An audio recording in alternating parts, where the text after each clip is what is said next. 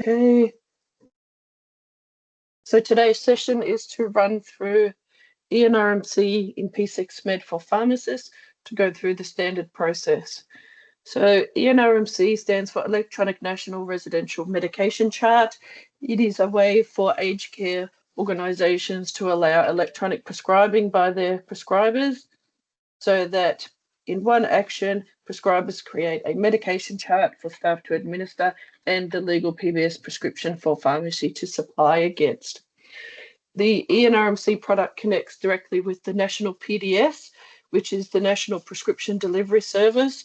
That means that the electronic prescription becomes available in the NPDS when it is created for the pharmacy to supply. The way a pharmacist would access the NPDS would be the same way they would access a community electronic prescription, so they can scan the barcode.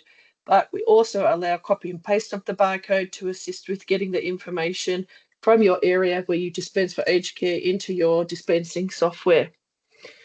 When logging into P6MED, your individual username and password that the organisation has set up will have been provided. This username and password is the equivalent to an electronic signature, so should never be shared with anyone else. It is up to your organisation what access you have within the program. We'll be going through today the recommended and pretty standard way that a pharmacist would have access and be able to navigate and complete tasks in Leecare.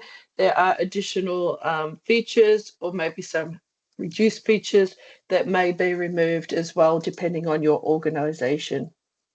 So I'll just share my screen. And what I'm going to be going through with you today is what we call a how-to card, and it is our eNRMC how-to card for pharmacists. So just come to the program. I will be bouncing back and forth between the program and the how-to card. The how-to card I'm going through with you will hopefully be also emailed through.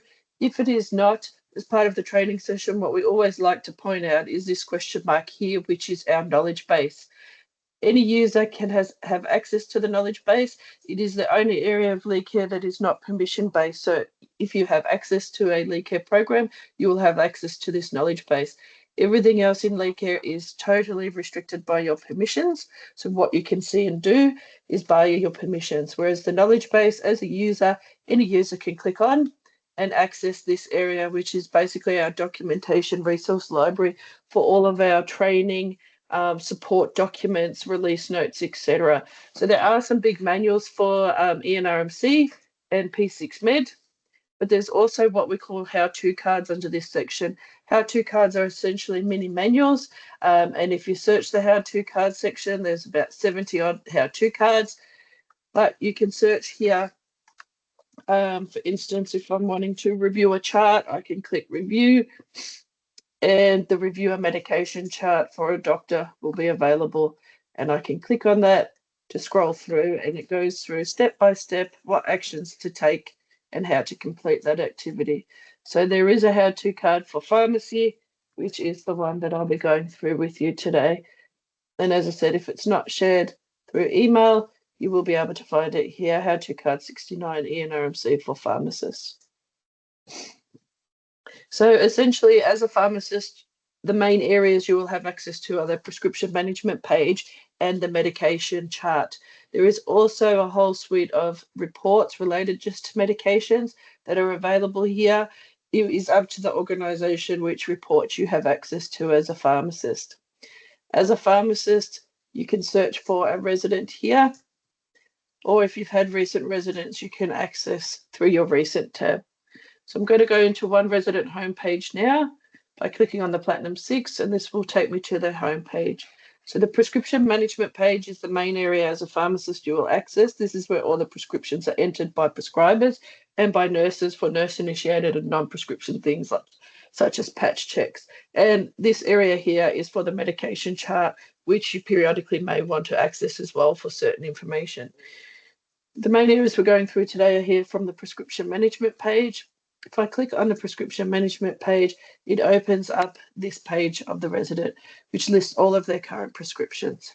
By default, this page shows current prescriptions, but I can also have a look at just these prescriptions or show all prescriptions, which shows me current scripts, and when I'm scrolling down, I then see ceased prescriptions. One of the advantages when you're looking at show all is that when you have any ceased prescriptions, you get these additional columns that show you the date and time a medication was ceased, who it was ceased by, and the reason they ceased it. So those additional columns open up when you have any ceased medications there. Anything ever entered into P6MED is available. So you can see this resident goes back to October of 2024. And it just depends how long they've been there, but anything ever entered will be available to look back on by yourself and also by the prescribers and nursing staff. So in terms of pharmacy auditing, you don't need to keep paper records in your pharmacy any longer. The information is available here through P6MED. For admitted residents, for discharged residents, and for archived residents, that information can still be made available as well, even for archived. But by default and day-to-day, when we're looking at this, we have access to the current prescriptions in the prescription management page. So Leecare has different categories that we prescribe under: packed, non-packed, PRN, telephone, etc. The prescription management page and the medication chart are then listed in this order based on the category that's chosen. So even though we're going through pharmacy role today, as a pharmacist, most pharmacists are interested in how the medication's actually created. So before I get into the pharmacy role, so you have that background understanding of how the prescriptions are created to generate your alerts and the barcodes, etc., that you obtain. I'm just going to go through and create a couple of prescriptions to show you how the system works. So as a doctor, I select the category of medication I'm prescribing and select add prescription. This is the prescription page that opens up for the prescriber. We have date and time stamped. So with electronic prescribing, there are no scripts owing. The prescription is date and time stamped and cannot be backdated. So if you work at an organisation that has historically allowed prescriptions to be owed, then that is something that we need to look at as part of this transition. So GPs will need, or prescribers will need, to come in and create their prescriptions prior to the medication expiring. Under eNRMC, your prescription and medication chart are created into one action. So if your prescription is ending in 2 weeks, then the order on the medication chart is ending in 2 weeks also. So after that 2-week period, nursing staff cannot administer. And as a pharmacist, you can only supply for the duration of the prescription. So I'll go through and create a prescription here. I have some demographic information and some clinical information here, sedation score, weight, etc., to help guide the GP with their prescribing. And there's also some links into those tabs, so I can go directly to my weights and vitals, for instance, if I was wanting to have a look, sedation score link, etc. as well. There's also a link here to the medication master. So electronic systems prescribe generally linked to a database, and that is the recommendation from the department. So we use a MIMS database, and we call it the medication master. So if the doctor or prescriber wanted to look up a medication, they can click on here, come to the medication master, which is populated from MIMS, and look up a medication. So we can go to the MIMS information here through abbreviated details.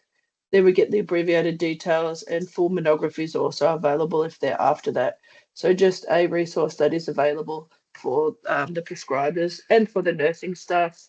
There's some other information that's obtained on the prescription form. These are conformant type items related to eNRMC specifically. So we have to have details around a consent to treatment, the chemist that's predominantly used, or the pharmacy, so the prescriber knows who to contact if needed, any concessional entitlements, and the IHI. So this is all information that facilities using eNRMC become standard practice to entering into their care module, so that this information populates onto the prescription module, and in particular here under the prescription form. Similarly, our diagnosis and any allergies or sensitivities come through from the Platinum 6 care module as well. When creating a prescription, the doctor prescribes by a generic name. They can search by a brand name. Let's say, for instance, Lasix, but I cannot prescribe by a brand name. I have to choose the generic name. But I won't use that drug because I noticed that I already had one of those prescribed. So we tried something different. So we'll go with some olmesartan. The different packs that are available based on PBS, RPBS, or maybe they're private scripts, the different packs that are available will populate, so the doctor can choose the different strengths that they're after. If this medication had multiple strengths, the doctor would be able to filter the strength to only show the strength and lower that they're after. So it depends what they're trying to prescribe. They must pick a benefit. So is it RPBS, PBS, or private? At this point, they would have an option to select brand. And as you would know, majority of doctors at this point do not want to select brand. So majority will not. That is something I'll come back to later for yourselves. Based on the pack that I choose here, predominantly 99% of meds in MIMS will then populate some of this information for the prescriber. So the route, the form, the strength and unit of measure. So majority of the time, if that information is available in MIMS, it will populate.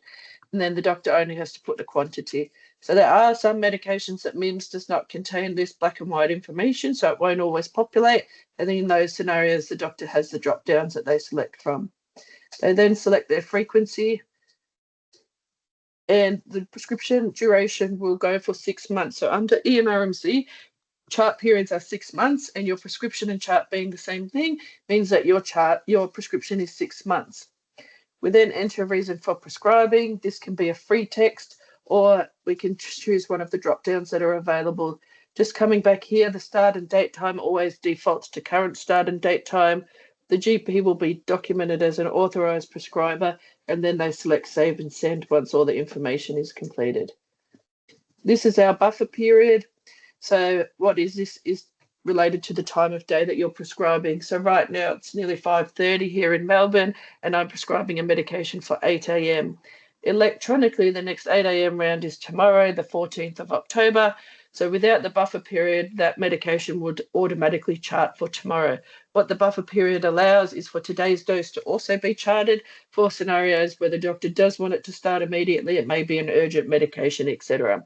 So essentially with the buffer period, if this populates and it's an urgent med that I want charted now, I would select yes, and it will be charted immediately so nursing staff can administer.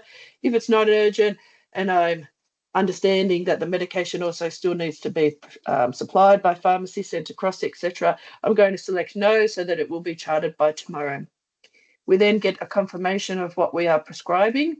Part of this confirmation includes the actual duration of the prescription. So even though the prescription was 6 months, this chart actually ends on the 31st of March. So the system automatically calculates from today until the 31st of March how many days are there, and it's 170. So that's how long this script will be created for. Select confirm.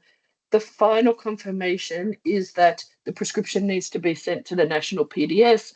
So here's my prescription to send to the national PDS, and any previously created scripts that may not have been sent, and this wouldn't happen that often, but it's happening here in my training environment, would also be available. So I'm going to send them all through. So we press confirm. And it's saying that I don't have a HPIO. So I'll look into that, but that's because it's our training site set up with a test environment to send these prescriptions through. So once the prescription is sent through, your barcodes are then available. I'll come to someone who's got some previous one, and the barcodes are available here. This barcode here is the chart. And if you click on that, you can copy and paste the barcode skid, which is this number underneath, or these are the barcodes for the individual prescription. So you're able to see those there as well. So if it's a new resident, you would copy or scan the full chart.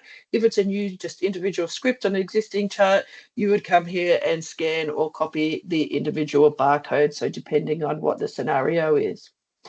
And just to touch base, because pharmacists are often keen to understand as well, with prescribing medications, not only do we need to be eNRMC conformant, but we also have to be conformant with the PBS regulations.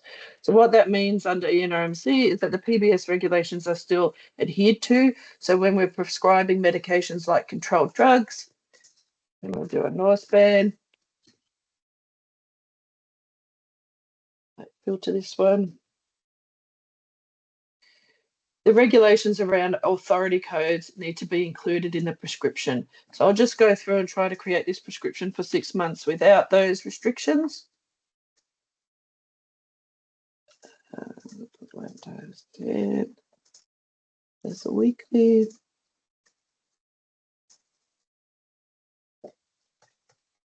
So when I try to save this prescription, It is a PBS medication, so the PBS regulations are built into the program.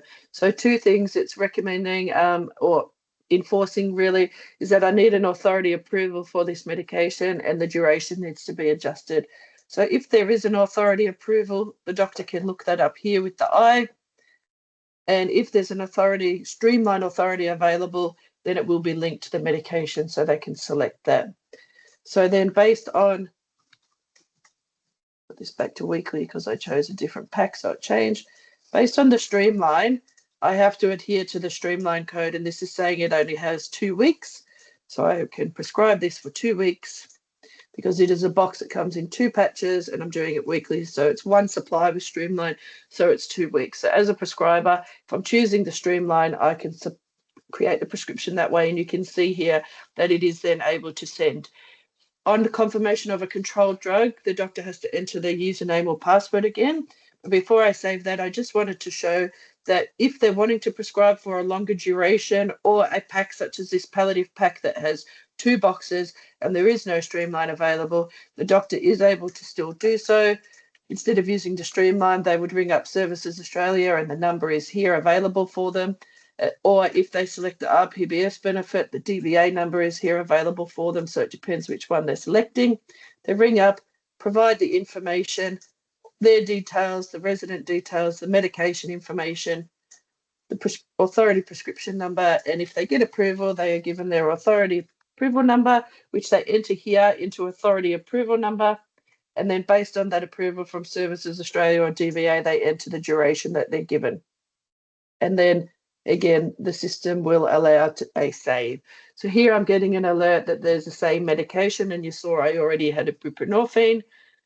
Here's my buffer period again, my username and password as it's a controlled drug, and now I need to send this medication. Select confirm, and we've got this error because I'm just a testing site, but in theory that would go through and the buprenorphine barcode would then be available for you. So just showing the difference between a standard run-of-the-mill med and a controlled drug. Controlled drugs are the only medications that have that restriction. All of your other medications, including restricted benefit meds, you can supply for the whole chart. So if it's a 6-month chart, you supply off the 1 script for the full 6 months. The only restriction to that is your controlled drugs, regardless of the duration, supply is still based on the PBS regulations. So when the doctor creates the prescription, I just wanted to show that background so you'll understand. This is where your role as a pharmacist kicks in. So you would log into your Leecare site regularly. How regular that is would be based on your facility size, how many residents, how many doctors, how often the doctors attend, etc. But at a minimum, most pharmacists are logging in twice a day, sort of in the morning and in the afternoon, to see any changes. And as a pharmacist, when you log in, you would come to your alerts to see what alerts are available. Now, as a trainer, I have access to all of the alerts to just show you there's many, and I wanted full access to be able to show you how to create the prescription. But as a pharmacist, you will only have 2 to 4 alerts depending on your organization. So here I've only got 2 alerts to go through. There are 4 that are available, and I'll log in as the full user so that I'm able to go through and show you all of those alerts. So the 2 main ones and the ones that you need, then the first one is the most important, and that is for dispensed prescriptions added or changed. This is where you get told what the doctor has done. Have they created a new script, ceased the script, edited a prescription, or re-prescribed a medication? So for instance, if a medication is updated by the doctor, it would show as an edited prescription, and what the doctor had edited would highlight in red. So here we're probably doing some testing. There's nothing highlighted because I haven't changed anything. I'll just come in and actually make a quick change to show you how it would then display. So we'll change that from 1 to 2. And I'm not going to send that because we know it can't. So we'll come back to your alert, and you can see the change that we've made is 2 tablets. So that's what's highlighted in red. Here we have the fact that there's new prescriptions. These were the ones that we created. Oh, sorry, these were ones I've created last week. Here's the ones I've created today while we were logged in.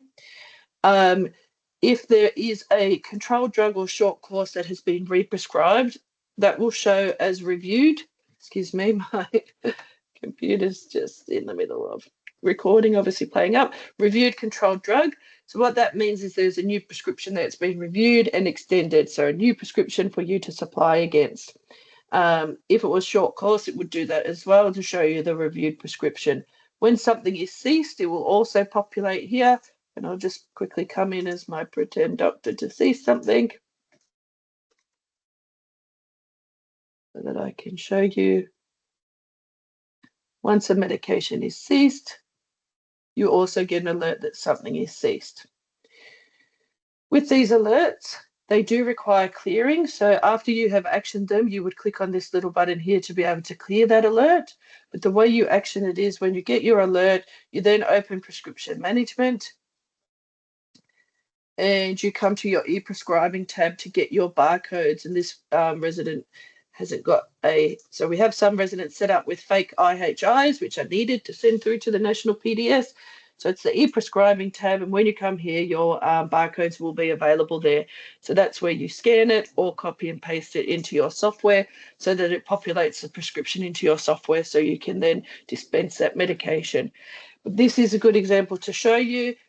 There can be some troubleshooting required if there isn't particular information entered for the resident, such as IHI, Medicare, etc., or the prescriber, for instance, may not have the correct HPII or prescriber number.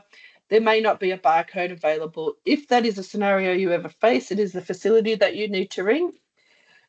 They have nurses trained in how to update that information. So it may say needs to be sent, and in that scenario, it's related to the resident, or in this scenario, it was the HPIO. Sometimes it says changes needed, and if it's changes needed, the nurses hover over and it tells them what the changes are needed, and the changes are related to the prescriber details. So it might be their HPII or their prescriber number. But either way, this is a scenario that the nurses rectify by updating their user details or their resident details. And once they've updated that information, they will send that prescription through to the PDS for you, and then your barcode will be available. So if you do come in and face this situation, please reach out to the nurse in charge at the facility to update the information to send it through to the PDS for you. So when you're going through your alerts and you come to your resident, we'll go to Sally, access the barcodes, and then you go back and clear that alert once you've updated your dispensing software. This information from the national PDS comes from Leecare, goes to your dispensing software. So then the other scenario and workflow that needs to be considered and discussed internally with your pharmacy team is how you then get the information from your dispensing software into your packing software. So you may have an integration with your brand of dispensing to your packing, or it may be a manual transcription. If it is a manual transcription, it would be up to your decisions for your workflows, whether you're going to extract that information from your dispensing software or whether you're going to use Leecare to get that information. If you're going to use Leecare to transcribe into your packing software, you would have two scenarios. You can come here to the individual script itself to get the information, or you can open the eNRMC chart for printing, and this chart actually has all the prescription information as well. So it's not just for administering, it also has all the prescription information. So our authority numbers, benefit, prescriber number, etc. So it's up to you how you get that information, but the national PDS, where this barcode sits, is 100% connected to your dispensing software and every dispensing software in Australia. This eNRMC chart as well that I just showed you, the facility has backups of these as part of their business continuity plan, but you as a pharmacist can access that if you need. This can be used in an outage, or if there is a medication that you're unable to supply and it's urgent, the facility is actually able to take this printed chart, this barcode, to any pharmacy within Australia for that to be scanned to have the medication supplied. It is important to note, though, if you're ever asked to supply off a paper copy, that it is only valid for dispensing from 72 hours from printing. And for that reason, we always have the date and time stamp of when it is printed so that it's easy to establish if it's appropriate to dispense against. So I'm just going to refer back to a how-to card that we were looking at so I can keep myself on track. So the other thing you would have noticed is this color coding when we were looking at the prescription management page. This color coding is related to our expiring. So also with the ceased prescriptions, you potentially noticed they had a pale blue background. So pale blue are our inactive scripts, so when something's been ceased. White are our active. When a medication is expiring, it turns yellow. This means it's got a week to go. When it's getting closer to expiring, it turns orange. So only got 3 days to go. And once it's expired, it turns red. So this color coding is designed to help support prescribers so that it's easy to identify, but it's also designed so that it doesn't matter if I am the prescriber coming to this page, anyone who's accessing this can clearly see that there's a medication expiring so that the whole team involved with the medication management can help support this by flagging it with the prescriber. So if the nursing staff are coming here or yourself as pharmacists are coming here, you can easily see that medications are expiring. And this color coding also carries through when the nurses are doing their med round to, again, provide that overall support for everyone involved with medication to be aware that a prescription is expiring. As I mentioned earlier, scripts owing cannot occur. So if this doctor does not come in and re-prescribe this before it expires on the 16th, come the 17th, the medication will be expired. You can't supply anything further because the prescription has expired, and nursing staff can't administer because it will no longer be on the medication chart to administer. The other thing I didn't mention at the start is when you're looking at this page, what we have here is the date the medication was first ordered, the medication itself, the regime, and the end date of the medication. But if there's multiple prescriptions being created, you'll see these black arrows here. So as you can see, there's none here because this has just been prescribed, only one script. This one has multiple, so if I expand, I can see the running history of this medication. So it was first prescribed on the 12th of September, and then it was re-prescribed on the 2nd of October. So if there was any changes to the regime, we'd be able to see those there. But this is a view of the individual prescriptions. And this information here provides more information as well. So if I select all, we get these hidden columns. So I get the medication times, prescriber name, the end date of each prescription, for instance, and the benefit category. So there are scenarios and times in workflows and when doing auditing or starting up a new client, etc., that information is very relevant, and seeing it all at once is important. But day to day, the feedback was that it was quite busy. So we have removed a lot of it. But we haven't deleted it. We've made it in these hidden columns. So if you're coming here and want to look at benefit, you can click benefit and just get that information. For instance, if you're wanting to see who prescribed all these medications, you can click prescriber, and then you see the prescriber of all these medications. But if you don't want any of it, then you don't have to have that extra information. If you wanted that information individually on a medication, you can click on the individual prescription, including here with the previous scripts, and it will open the prescription so you get that information: prescriber, benefit, medication times, etc. So showing the fields here is to see it as overall, but clicking on this link will show you the individual details of that individual prescription itself. When you do click on that hyperlink or individual prescription, when it opens up this prescription form, as a pharmacist, you will have the ability to make some annotations and some changes. So the legal components of the prescription are locked down. As a pharmacist, you won't be able to make any changes. But you may want to add the brand so that you can add in the brand that you're supplying. So you would tick brand, display brand, and pick the box that you're supplying. Or it may be that last week I provided this brand and it's no longer available, so I've come back and update it because I'm making a change this week and giving this resident this medication, this brand, sorry. Sometimes when changing brand, it means you may have to change form, so we've given that option there to change form as well. As a pharmacist, you also have the permission here to update any comments. So you can put any comments here, maybe must take it in the evening, must take after a glass of water. Doctors also have the ability to add comments here, and so do nursing staff. You can add your comments here. whatever comments you put in here will then display when the nursing staff are administering the medication. And if the doctor re-prescribes the medication, the comments follow through, so you don't have to add them every time. The other thing as a pharmacist you're able to update is the time. So this is a daily med and the doctor's picked 8 a.m. But if you know that this medicine is meant to be given in the evening, then you can change it down to an evening time as well.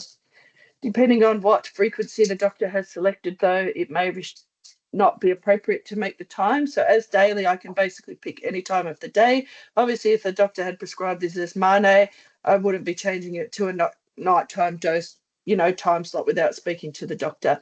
And the nursing staff also have capacity to make changes to the times of days as well. And also, if it is a medication like an infrequent medication, it may be that they change the day. So a patch may be due on a Tuesday and the patch falls off. So I notice it's fallen off on a Wednesday, and so now I need to change the day. So I'm able to change the days that it's put on as well. The other thing as a pharmacist that you're able to update is the category from packed to non-packed. So if the doctor charted it as packed and you're sending it as a non-packed med, you'll be able to change it, and vice versa. This is particularly important for facilities where carers are giving out medications, because we want the count on Leecare and P6MED when they're clicking that they're administering meds to match the count in the actual packs. So they're the things you're able to update. When you do make changes, you can see my comments are written there, and on the medication chart, if we come to the medication chart, it is actually tracked that I've made a comment, and also that I've changed or updated the brand as well. So everything is auditable, and can be tracked back. Will always be there on the medication chart. And as I said, also any comments you put in, then when the nursing staff are doing med rounds, your comments are available there as well. Now, if you're updating the brand, the other benefit is that the brand photos will be available if they're available in MIMS, so that nursing staff or care staff can see the images. And once the brand has added, when they're doing med round, they also get the benefit to clicking view, and then they can go directly to MIMS to look up this medication to see what the use is for, etc. Because MIMS lists medications by their brand, if you have not updated a brand, and this resident looks like it's got all their brands, so I'll go to someone who hasn't got every brand added. What that means for your nursing staff when they're doing their med round is a very good one here either. It's only got, here's some eye drops. When I go to view, there's nothing available because there is no MIMS information for the generic drug itself. The MIMS information is related to the brand. So I click view if the brand's available. So it's not an eNRMC requirement to update the brand. It is ideal for the facility. So that's why we've allowed it to be an option for pharmacists to update the brand. It may be up to your facility to let you know policy as well, if that is their preference. It would be good to know that when you're supplying medication, if their preference is for that to be updated. And just going through, and we've gone through if there isn't a barcode.